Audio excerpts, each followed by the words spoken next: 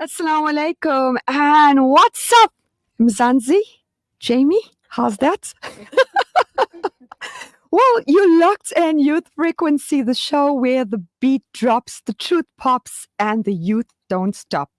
I'm the producer and presenter, yes, Sumaya Khan. This is not School Matters, but this is Youth Frequency, live from Radio Al Ansar 90.4 FM Durban and 105.6 FM in Pietermaritzburg, bringing real talk, real vibes, and real change. Today, we're diving into a topic that hits home for every young person out there, standing strong, breaking cycles, and uplifting our communities. Because sometimes talking about it is the first step to change it. And trust me, in today's conversation, it's one you don't want to miss. My youthful co-host with the right frequency always, who's been doing the work, walking the talk, and showing up where it matters. She is a mentor and a change maker who's been shaking things up in our communities. Jamie, how are you doing? I'm doing well. Thank you, Sumaya. I hope you're doing well. Such an important topic. Exactly. You brought Mommy Bear along. Yes. Lots to talk about today. How are you doing, Michelle? I'm good, thank you, Sumaya. Okay. And how are you doing? Hi, guys. Well, Friday, good, thanks. Yeah, gender-based violence, it's such a vast topic. And sometimes this year was quite big, where organizations, schools, companies, every religious organizations, everyone was bringing attention to it. But are we really doing something, Mm-hmm. Gender-based violence. Michelle, as we were talking off air, you know a lot about this topic. Yeah, as we all know, gender-based violence didn't only start now. It's been around for a very, very long time. But depending on the generation that you basically come from, that tells us how we've dealt with gender-based violence. There's a thing called, in psychology, determinism theory. Where a lot of us, especially in our generation, Sumaya, we don't need to mention how old we are, but in our generation... I'm 21, really. Yes. Sorry, Jamie's 23, so maybe 26. Yeah. Yeah, so a lot of the generations, like our generation and before us, what determinism theory is, you know what, my father did it, right? His father did it. I'm going to do it because there's nothing wrong with them and there's nothing wrong with me.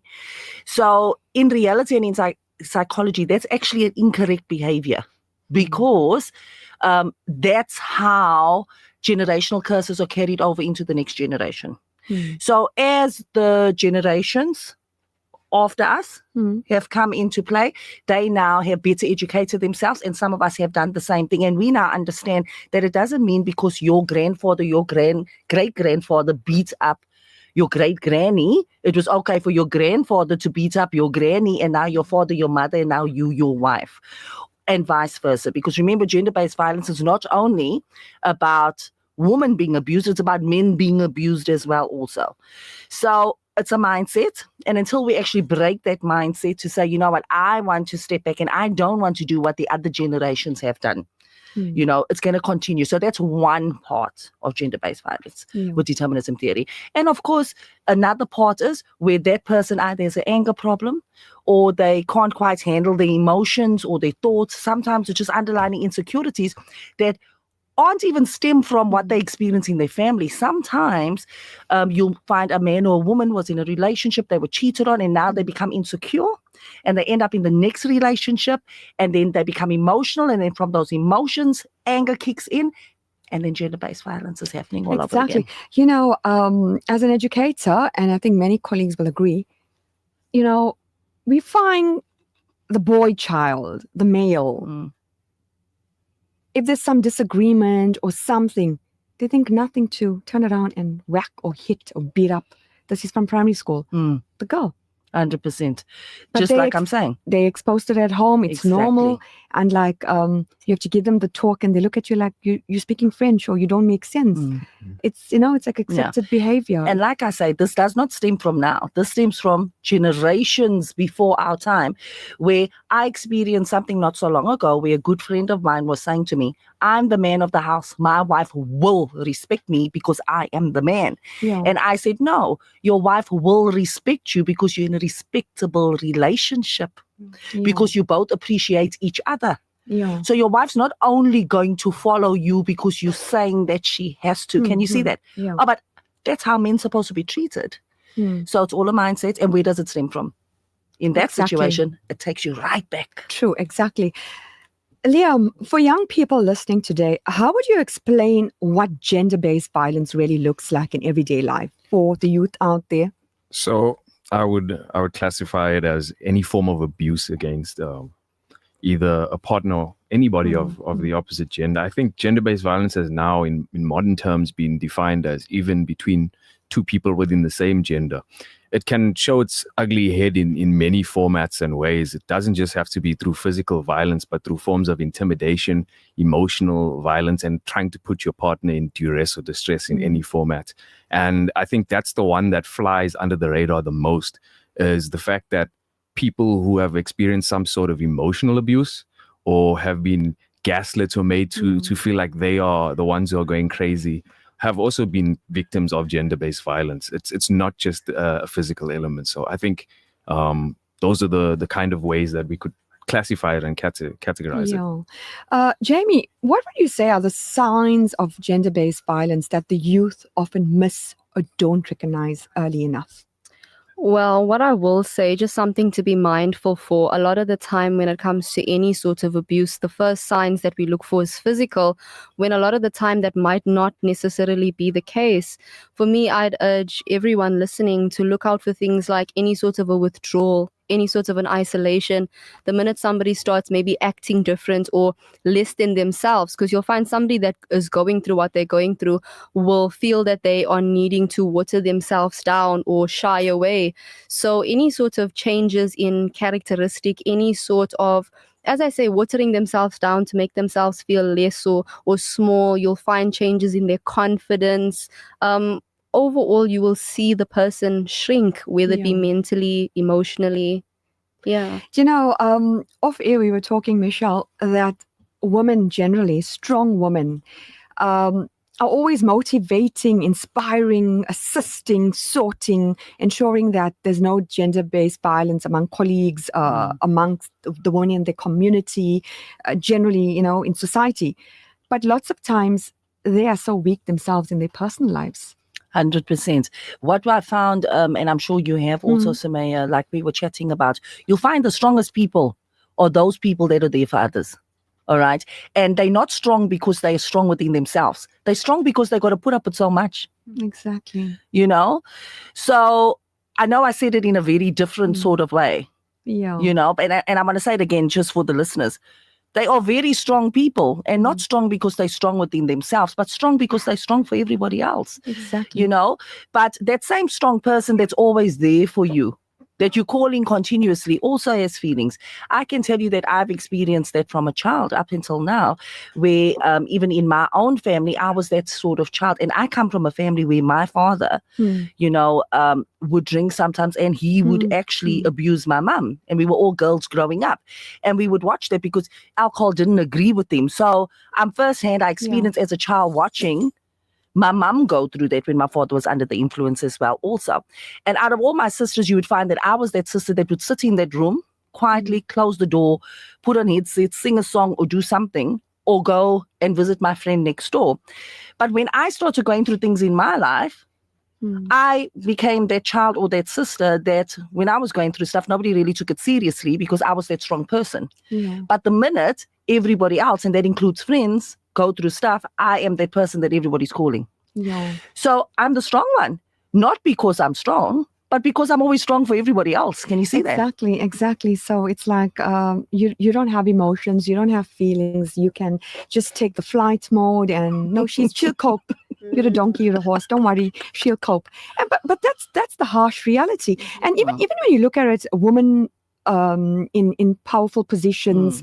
Even when you look at the youth amongst themselves, as we were mentioning that the guys, the boys, generally in different communities, they just disrespect the woman and they take it like it's accepted behavior, you know? And that's quite sad. Liam, you know, social media trends, DMs, peer pressure, influence toxic behavior, abusive relationship. Jamie and Liam, I mean, you all are in it. You'll tell us, is it true? I think with the rise of social media and trends online, there's often this need for people to sort of look like the main character or the cool one to be in control. And there's this weird trend within the last couple decades, or not decades, couple years of social media, where now being cruel is also part of being cool. People insulting each other on social media has become part of the norm in within the social media space. So that kind of behavior sort of trickles down now into relationships, where it's now cool to be that guy who's like, you know, I've got my girlfriend, I don't treat her nicely because I can still get other girls on the side and stuff like that. So I definitely do believe that social media has a big impact on the way it's perpetuated. Exactly. And, you know, we got messages coming through. When it comes to spirituality, religion, I mean, it takes our children astray. The child doesn't want to live the Islamic lifestyle, and they want to do wrong things. And that also creates, but then generally when you move away from spirituality, as you say, the devil takes over. We're not perfect, you know. Well, you know, the voice note which I'm going to play is a powerful, I admire her, motivational speaker, life coach. She held positions in communities, in political parties, ratepayers association. I can just go on and on. I asked her to come on radio, but she was a bit busy. But she sent me a voice note and she spoke about herself. My friend, so I want to share something with you. So I have a family event that I'm supposed to go to, and I'm not going because somebody who assaulted me is there. The assault happened a few years ago, and it was physically attacking me, beating me, strangling me. For some reason, he wanted me dead, and I don't know why. And I never got him arrested. A lot of people look at me and say, I'm a strong Black woman. You know, I'm doing so much. I'm doing all of these things. I'm standing up. I'm speaking. I'm fighting. But I could not fight my own battle. And this family event has brought up a lot of emotions for me because I want to hold people accountable, but I'm failing to hold this person accountable. And strangely enough, they've risen in the ranks and they are now in a very prominent position that if I have to speak out, you know, it could become headline news. My family and extended family is dependent on this person, and him not having a livelihood means I would affect 3, 4, 5 families. So it's been very difficult. I've chosen not to go because I choose not to see this person. But and I even told my family, I said, as women, we are asked to face our perpetrators, and we are told that it's a family issue. It will be sorted out as a family, but it never gets sorted out. Our perpetrators always get away with the things that they do. So for me, 16 days of activism is always very emotional because he's the person who speaks out generally and says he's opposed to women being abused, he's opposed to violence. He's perpetuated violence not just against me, but many women in the family. And it's always been swept under the rug. So I told my family that it's one of two things. If I come to the event, I'm coming with the police, I'm coming with the evidence, I'm getting him arrested, or I'm not coming at all. So they need to choose. And I feel like everybody's choosing to go ahead with the event. So I am not going to be there. But I'm choosing me. And for me, I think as women, we just need to start choosing ourselves if you're in a position to hold the perpetrator accountable, go to the police, get pictures, go to the doctors, get an x-ray done and whatever. I've got all of that. But because so many people are dependent on this person in our family, it's hard for me to take that step. But the only thing I've chosen is I'm not going to be in their presence. And this is somebody that we're very close with, we share blood with. So it's a very, very difficult position. And I said to my family that if anybody forces me to be in his presence, I'm getting him arrested. That's my way of fighting back. But for now, the only thing I can do is stay away. So I'm saying to all women out there, just choose you. Whether choosing you means going to the police, whether choosing you means staying away, whether choosing you is moving to a different province or country. Choose you, because the systems in place in this country are very difficult. It does not protect us. You can open a case and the person will walk free and you have to face them. So I'm not ready to deal with the repercussions, but I am ready to face my peace.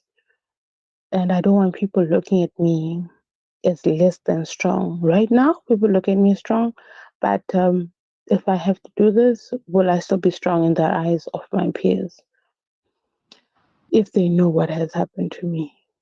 Because generally, society does not support women who've been abused. So yeah, I'm choosing me, and I'm choosing me by staying anonymous.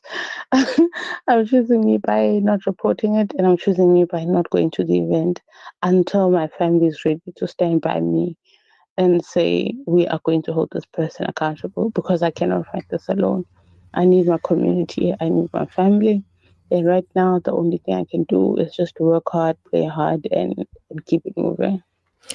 Wow.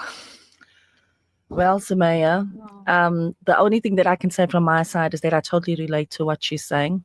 And I'm sitting here feeling like I had to listen to that voice recording for a reason, because there's been something going on in my life that's been going on for a long time as well. So, Miss Anonymous, if you're listening, I just want to tell you that I totally relate to what you're saying. My experience hasn't been like yours, where I was put down on the floor and throttled, etc. But it's been an experience of a lot of threats, manipulation within family, you know. And like she says, Miss Anonymous says, that when it comes to family, a lot of things are swept under the carpet. And because it's family, it's like you told, you got to just get over it. It's family. We deal with it within the family. And things actually get worse. They never really get better. So I just, from my side, want to say I totally relate to what you're saying. And I'm sure there are other people out there, and I agree. Because I also had to make decisions for myself and say, you know, I'm not really getting the support of everybody there. So I've got to choose me and my family. And until my family, until whoever needs to come to the party comes to the party, I'd rather not be a part of this. A message came through earlier while we were busy talking. We want to empower the youth. We want them to be strong. But don't you think that children have so much of rights when they're young that they grow up, most of the youth, to be monsters? Well, that's your opinion. We're stereotyping, but it'll make you think, why are they empowered with rights? But when it comes to violence and abuse, they're quiet about it, huh? Maybe it's embarrassment? I think it's good that people are empowered with rights when they're young, but with those rights come the weight of those responsibilities that you have to uphold. And if you can only understand your rights and not really know fully the weight of the responsibilities that carries, then you can never truly appreciate the freedoms that those rights afford you, and later on in life you will suffer for it. Suffer. We'll be taking a short ad break and we will continue. Frequency, real issues, real youth, exclusive to Radio Lansar with Sumaya Khan. This segment is brought to you by Kenfield Auto, your RMI approved service and repair specialist. 236 Brickfield Road, Overport. Kenfield Auto. Bismillahirrahmanirrahim. ربنا أفرغ علينا صبرا وثبت أقدامنا وانصرنا على القوم الكافرين. I won't start. Can feel auto. Noisy brakes. Can feel auto. Due for a service. Can feel auto. Can feel auto. The answer to all your car problems. Your service and repair specialist for your VW, Audi, Suzuki, Toyota, or just about any vehicle. Kenfield Auto, your RMI and insurance approved workshop to handle them all. 236 Brickfield Road, Overport. Call us on 031 207 2399. Kenfield Auto.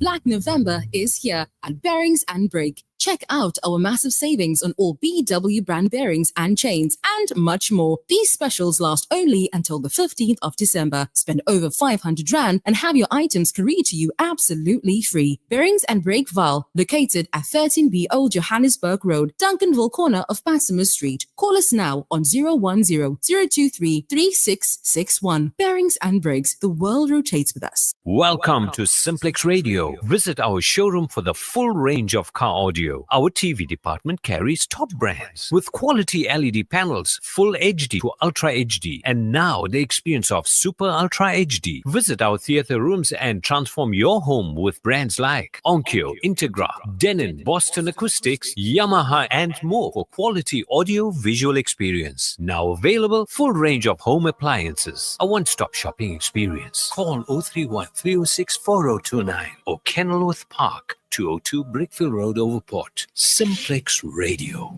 the name you can trust. This Ramadan, make your dream of spending the blessed days in the sacred cities a reality. Join us for a spiritually uplifting Umrah experience during the most sacred time of the year. Enjoy quality accommodation close to the Haramain, comfort, convenience, and peace of mind when you travel with a trusted agency. Limited availability. Secure your booking today. Contact us now on 031 208 4222 and follow us on social media for further details. Let Ramadan be your time to reconnect, revive, and return spiritually fulfilled. This is Real Talk, Real Issues, Real Youth, exclusive to Radio Lansar with Sumaya Khan. If you wanna look amazing, lady. Assalamu alaikum. Welcome back to Youth Frequency. Topic this evening: break the silence, break the cycle, gender-based violence. In studio, we have youthful people. I'll start with the very first youthful person. That is Michelle. And we have Jamie and Liam. You know, we're just talking about gender-based violence. I know lots of you are saying, gosh, we're listening to this all the time. But this show is different. It's targeting the youth. We're trying to make you brave. We're trying to make you break the cycle. We had a voice note playing by a very powerful person who spoke about her life, and that was like quite touching. We are going to be linking up with LORRAINE PILLAY, ALGASEN, a community activist, youth empowerment, life coach, and advocate for GBV. Hello, LORRAINE. Are you there? Greetings to you, Ray. How are you doing, LORRAINE? I'm well. Okay. I'm well, thanks. It was a hectic day today, but I'm good.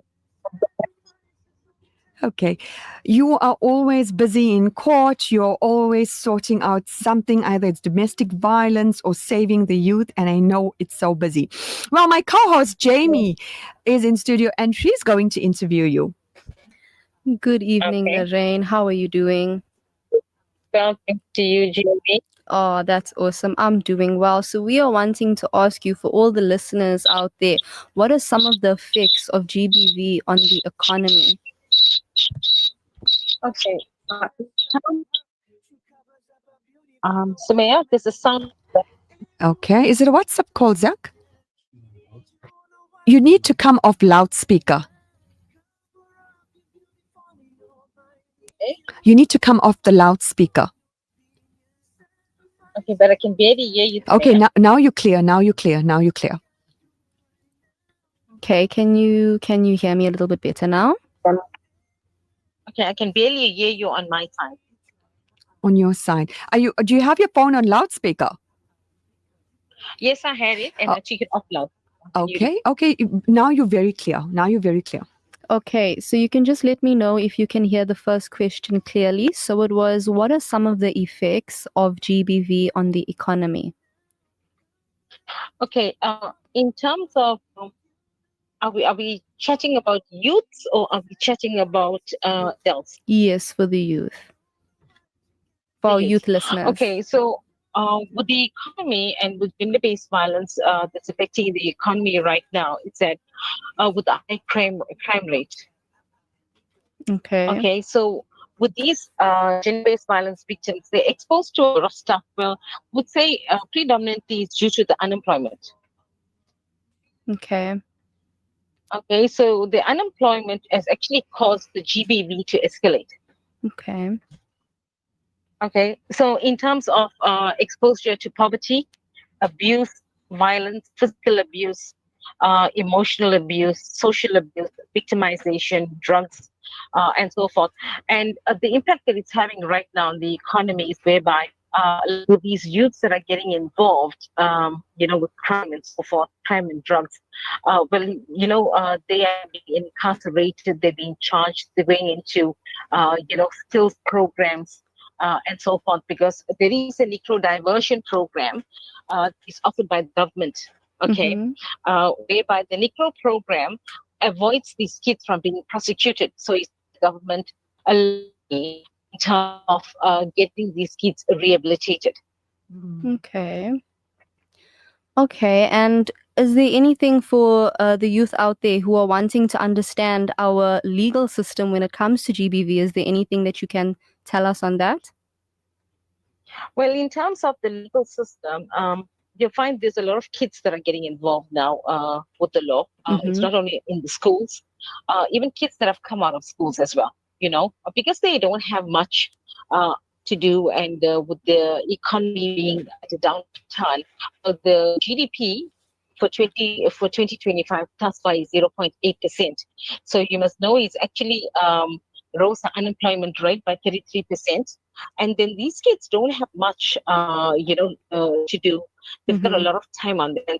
And so they're involved in cyberbullying, pornography. Then they're getting involved in teenage pregnancy, because they need to support themselves because of the unemployment. And these kids now, with them having a lot of time on their hands, they have a lot of run-in with the law. Okay, and with the NICRO program, it depends on the offense, what they have, what type of a crime they have committed. If the crime is less serious, then they go into the NICRO program, whereby they will have to learn life skills. And then also, as I said, depends on the crime, the nature of the crime within the legal system. Okay, and what do you feel when it comes to parents' involvement, when it comes to whether it be GVB or the legal system, just when it comes to our youth, to give us a little bit of an understanding? Okay, Jamie, I want to be very transparent. Please. Sumaya will tell you that I'm very vocal, I'm very transparent. Yes. When it comes to youth, especially youth unemployment, you'll find that a lot of parents start to victimize their children. Because when these kids are coming out of school, the parents are expecting them to find themselves a job and contribute towards the home. Yes. Right, and then you find that there's a lot of pressure on these kids.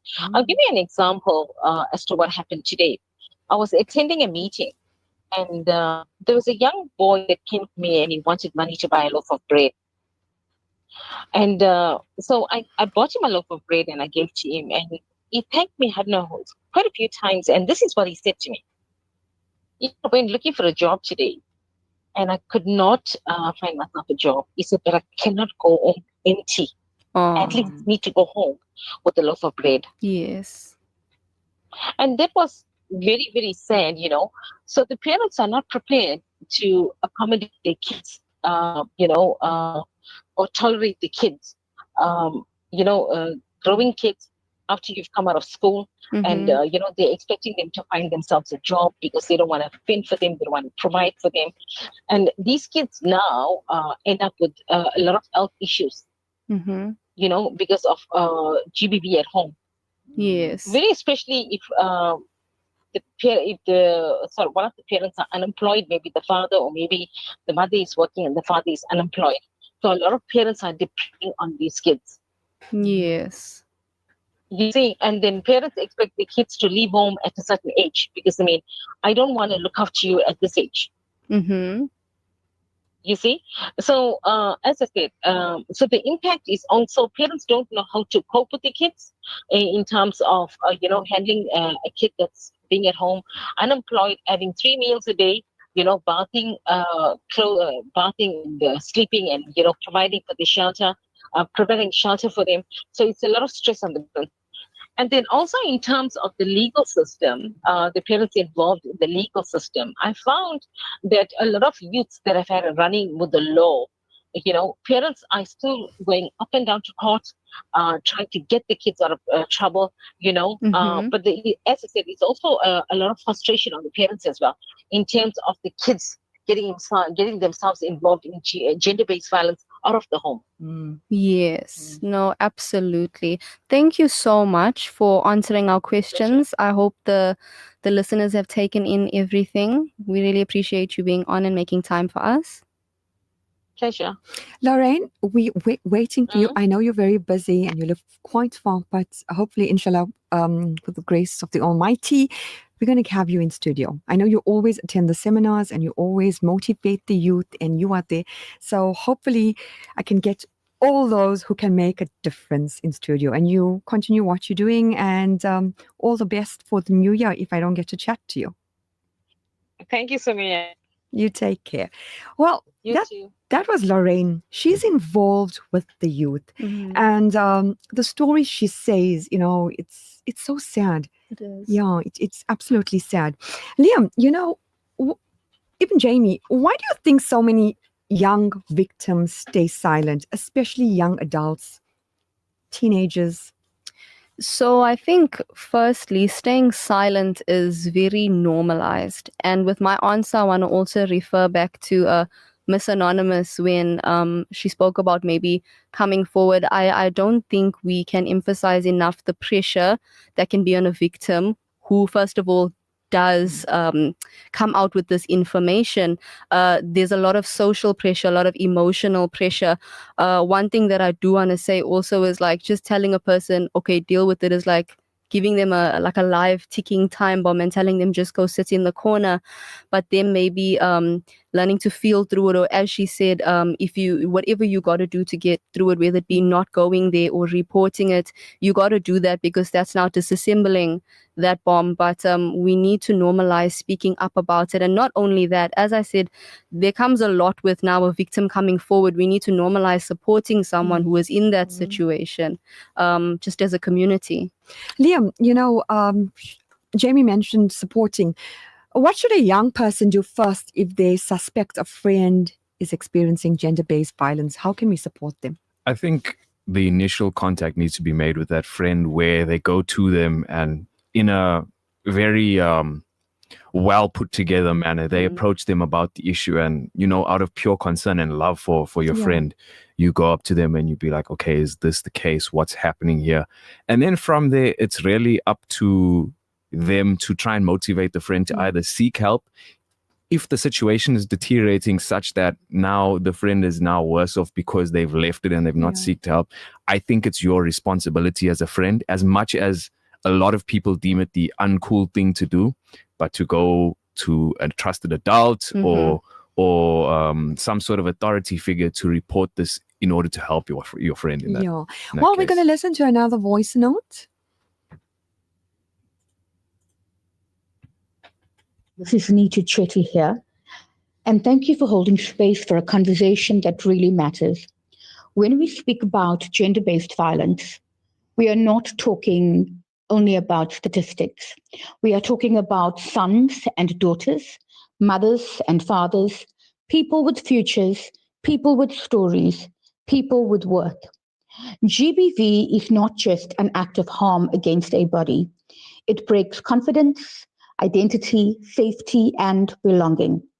And when dignity is violated, something eternal is wounded. But here's the truth. I want to leave with every young person listening tonight. Violence is not love. Control is not care. Fear is not loyalty. And strength is not silent. Real love does not silence you. Real love does not make you smaller. Real love does not leave you afraid to speak, to breathe, or to be seen. Many young people stay silent because they believe maybe it will change. Maybe I deserve this. Maybe it's my fault. I want you to know that none of this is true. You deserve safety. You deserve respect. You deserve love that honors you. Tonight, I want to especially speak to those who feel trapped. If you are afraid to express yourself, if you constantly apologize for existing, if you are made to feel unworthy or ashamed, please understand that emotional or verbal abuse is not less harmful than physical violence. Wounds on the soul bruise for far deeper than wounds on the skin. Breaking the silence begins with one sentence, and that sentence is, "This is not okay." Breaking the cycle begins with one step, and that step is choosing yourself, choosing safety, choosing life. If you are witnessing violence at home, or if you are the friend who sees bruises in the spirit before they appear in the body, be the voice of courage. Speak up, reach out, ask for help. If you have survived violence, I want to honor your journey. Healing is not instant, and it does not look the same for everyone. Some heal loudly, some heal quietly. Both are sacred.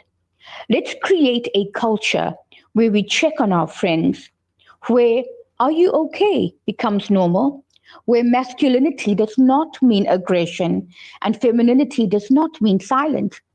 And finally, to our young men listening tonight, your strength is not measured by domination, but by protection. Your manhood is not proven by control, but by honor, by how you hold space for the women and the girls around you. Let's build a generation that chooses peace over power, truth over silence, love over fear. Break the silence, break the cycle, and choose a life where dignity is not negotiable. Wow, that was Neetu. She's actually a lawyer by profession and an advocate for gender-based violence. She's so involved in the youth. You can hear her passion. And she said it. She said it. Check on your friends. Check on your family. Check. Who checks? We don't check. We have to wait for an invite. I mean, that's the reality. People only start to care when it's too late. Exactly. And Powerful words, though. Yeah. And I'm so proud of you guys. As young as you all are, even you, Zach, you'll have that empathy, that aspect of empathy, because empathy is out of, it's out. It doesn't exist, especially with technology taking over and everybody just wants to just sweep everything under the carpet. But again, she said it the way it is, and you can just hear the motivation. She will actually do very, very well. If you guys join together, merge, you can save someone. Absolutely save someone. What message would you give to parents who still say, don't talk about these things? As I said earlier, especially when you're talking to a child, parents, if any of you are saying that, you are literally giving your child a ticking time bomb and telling them go sit in the corner with it and expecting nothing to happen. Chances are, if that's the way that you're handling your child, you are unable to handle your own emotions. And then I'd say respectfully, you got to learn to deal with them in order to help your children deal with them.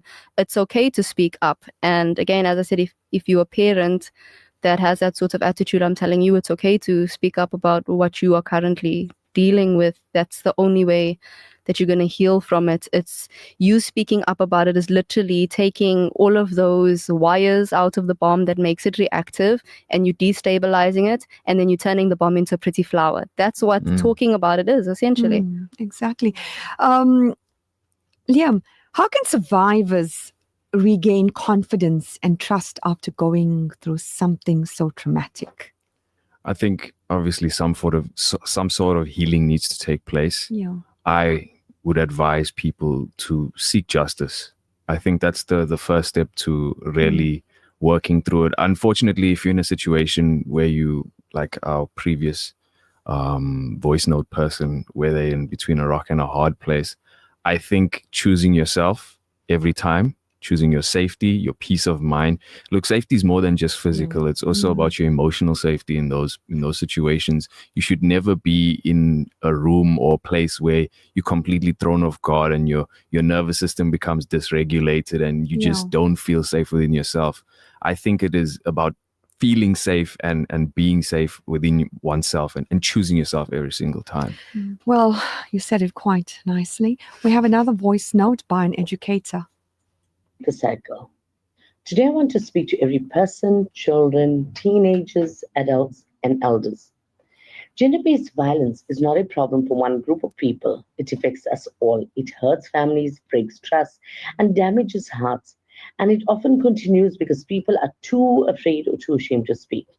Today, as we speak about gender-based violence, we also remember a great leader who dedicated his life to justice, equality, and human dignity. Nelson Mandela, who passed away on the 5th of December, 2013.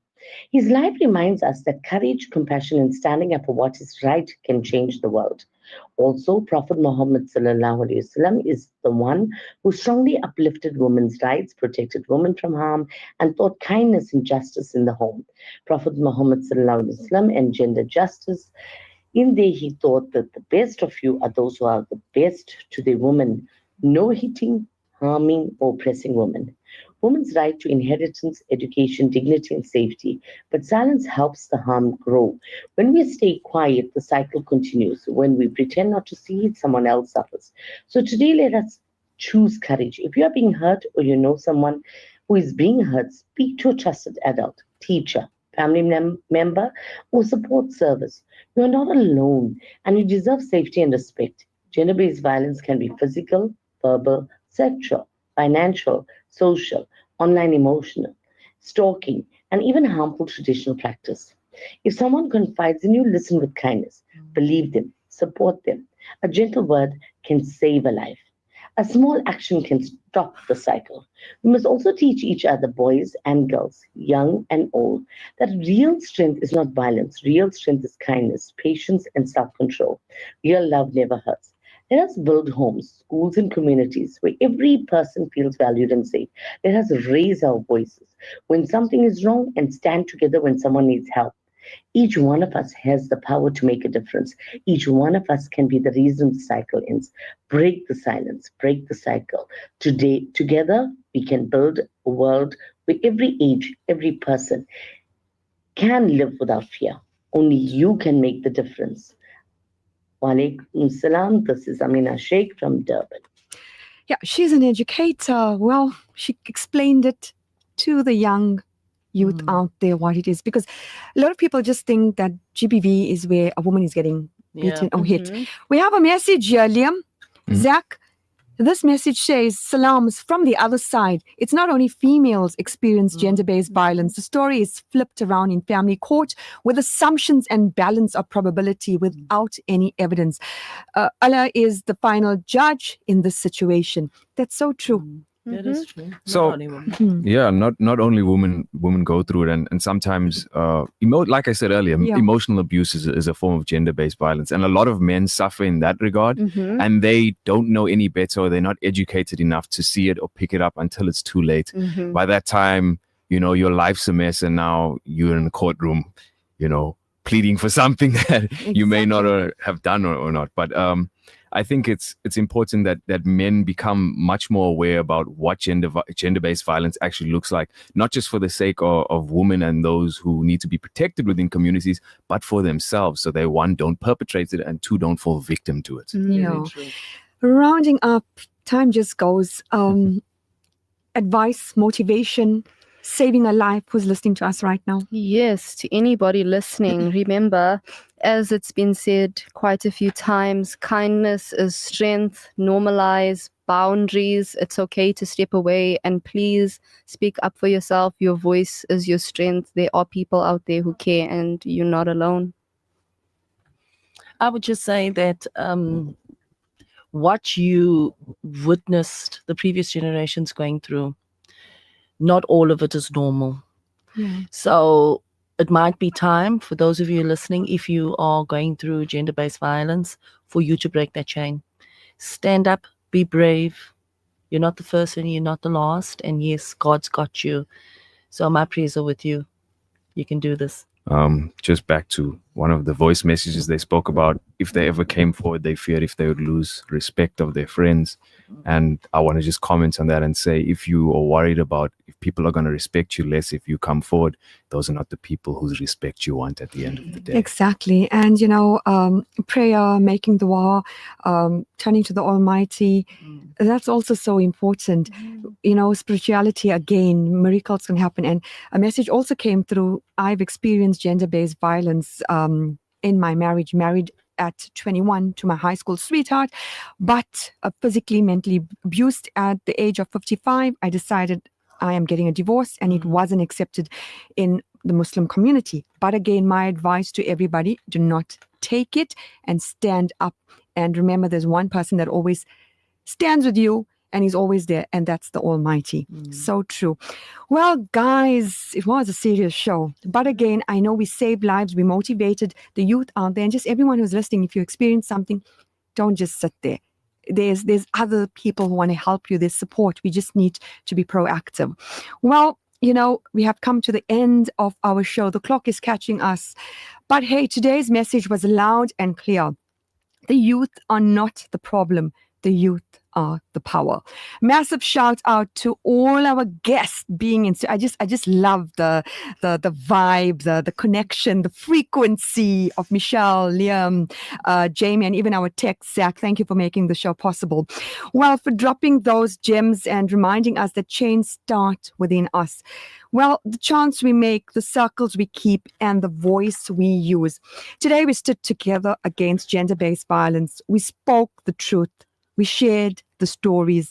We reminded each other that change doesn't start in government, offices, or big boardrooms. It starts right here with us, the youth. In our schools, our streets, our friendships, our mosques, our temples, our churches, our homes. So remember, silence protects the harm, actions protects the victim, and awareness protects the future. So as you step out today, carry this energy with you. Look out for one another. Speak up when something doesn't feel right. And remember, never forget, respect is not optional. It's the vibe. From me, Sumaya Khan, and our team, Assalamu alaikum. The views and opinions expressed by the guest and presenters of Radio Al Ansar are not necessarily the views and opinions of Radio Al Ansar and the Al Ansar Foundation.